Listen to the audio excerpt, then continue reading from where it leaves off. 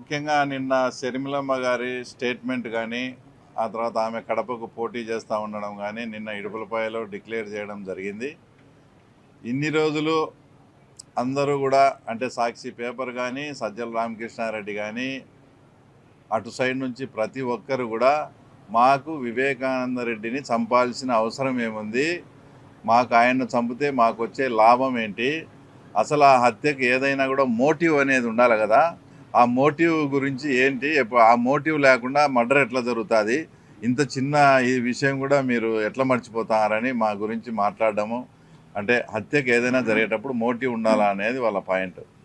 నిన్న తర్వాత మొన్న ఈ మధ్య షర్మిలమ్మ గారు మాట్లాడి చాలా క్లారిటీగా హత్యకు కావాల్సిన మోటివ్ కూడా ఆమె చెప్పడం జరుగుతూ ఉంది. వివేకానంద రెడ్డి గారు ఎంపీ సీట్ అనేది మన కుటుంబానికే ఉండాలి, షర్మిలమ్మకే మనం ఎంపీ సీట్ ఇవ్వాలని జగన్తో చెప్పినప్పుడు ఆయన ఏమన్నాడంటే షర్మిలమ్మ ఒప్పుకోవడం లేదు, ఒప్పిస్తే నాకేం ఇబ్బంది లేదని జగన్మోహన్ రెడ్డి వివేకానంద రెడ్డికి చెప్తే, వివేకానంద రెడ్డి పర్సనల్గా షర్మిలమ్మ ఇంటికి వెళ్ళి దాదాపు 2 గంటల సేపు నా మీద ఒత్తిడి తెచ్చి ఖచ్చితంగా మన కుటుంబానికే ఇది కావాలని ఆయన చెప్పడం. అప్పట్లో నాకు చిన్నాన్న ఎందుకు నన్ను ఇంత ప్రెజర్ చేస్తాడని అనుకోలేదు. తర్వాత ఆయన మర్డర్ జరిగి ఇప్పుడు ఈ విషయాలను తెలిసిన తర్వాత నాకు ఇప్పుడు అర్థం అవుతా ఉంది అని ఆమె చాలా క్లారిటీగా చెప్పింది. అంటే జగన్మోహన్ రెడ్డి షర్మిలమ్మ ఒప్పుకోదేమో అని చెప్పి వివేకానంద రెడ్డికి చెప్పడం, వివేకానంద రెడ్డి గారు షర్మిలమ్మ దగ్గరికి పోయి దాదాపు 2 గంటలు కూర్చొని ఆమెను కొంచెం ప్రెజరైజ్ చేసి మన కుటుంబానికే ఉండాలని చెప్పడంతో ఆమె ఆల్మోస్ట్ ఆల్ క్లియరెన్స్ అనేది ఇచ్చింది. ఆ క్లియరెన్స్ ఇచ్చిన తర్వాత అదే విషయాన్ని వివేకానంద రెడ్డి జగన్ రెడ్డి కూడా చెప్పడం జరిగింది. జగన్ రెడ్డికి చెప్పిన తర్వాత ఆయన ఇంట్లో అంతఃపురంలో ఎవరెవరికి చెప్పాలనో వాళ్ళకు నేను విధిలేని పరిస్థితి ఉంది, షర్మిలమ్మ గాను ఒప్పుకుంటే వివేకానంద రెడ్డి చిన్న షర్మిలమ్మను ఒప్పించినాడు కాబట్టి ఇంకా దాదాపు నేను షర్మిలకే ఇవ్వాల్సిన పరిస్థితి ఉందని చెబితే ఆ అంతఃపుర రహస్యం వాళ్ళంతా వాళ్ళు మాట్లాడుకొని ఇంకా దీనికి ఏదైనా కానీ మన టికెట్ మనకు రావాలంటే వివేకానంద రెడ్డిని అసాసినేట్ చేయడమే, వివేకానంద రెడ్డిని మర్డర్ చేయడం తప్ప మనకు వేరే గత్యంతరం లేదని క్లియర్గా మోటివ్ ఉండి ఆ ఘాతుకానికి వాళ్ళు పాల్పడడం జరిగింది.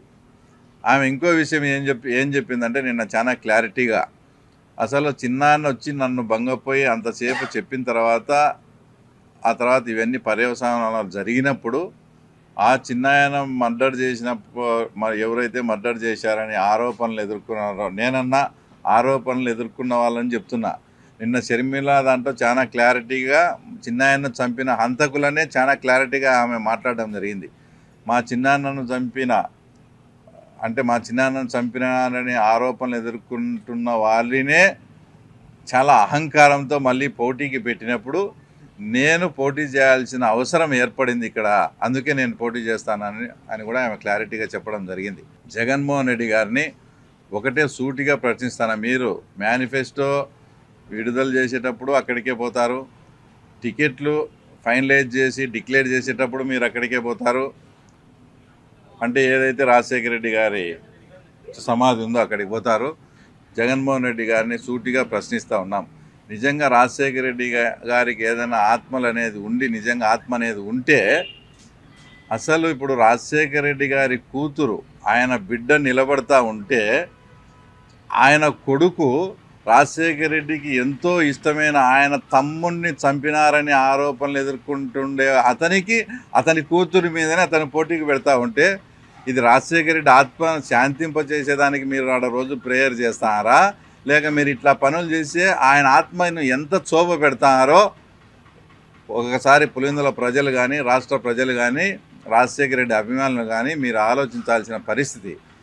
తర్వాత ఇంకో విషయం, విజయమ్మ గారిది కూడా మొన్న జగన్మోహన్ రెడ్డి అభ్యర్థులను ప్రకటించేటప్పుడు వచ్చా, ఇప్పుడు షర్మిలమ్మ అభ్యర్థులను ప్రకటించేటప్పుడు వచ్చా, సూటిగా విజయమ్మ గారిని కూడా అడుగుతున్నాం, మీరు మీ కూతురైనటువంటి షర్మిల వైపు ఉంటారా, లేదా మీ కోడలు మీ కొడుకు చెప్పినట్లు మీ మర్దిని చంపినటువంటి ఆరోపణలు ఎదుర్కొండే అవినాష్ రెడ్డి వైపు ఉంటారా, అది కూడా ఆమె క్లారిటీగా పులివెందుల ప్రజలకు చెప్పాల్సిన అవసరం కూడా ఉంది.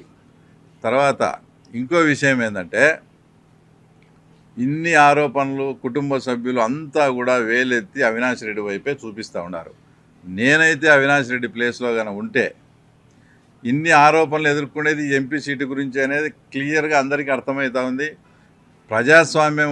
ప్రజాస్వామ్యం అంటే నీకు ఏమాత్రం నమ్మకం ఉన్నా, తర్వాత పులివెందుల ప్రజల పట్ల ఏమాత్రం నీకు నమ్మకం ఉన్నా కూడా నువ్వే మీ అన్న దగ్గరికి కానీ మీ అన్న మీ ఇద్దరు జగన్ రెడ్డి మాట్లాడుకొని ఇంత జరిగేదంతా కూడా ఎంపీ సీటు కంటున్నారు కదా, ఆ ఎంపీ సీటే నాకు వద్దని నీ అంతకు నువ్వే స్వచ్ఛందంగా తప్పుకుంటే కూడా తప్పుకోవాలని కూడా మేము డిమాండ్ చేస్తున్నాం.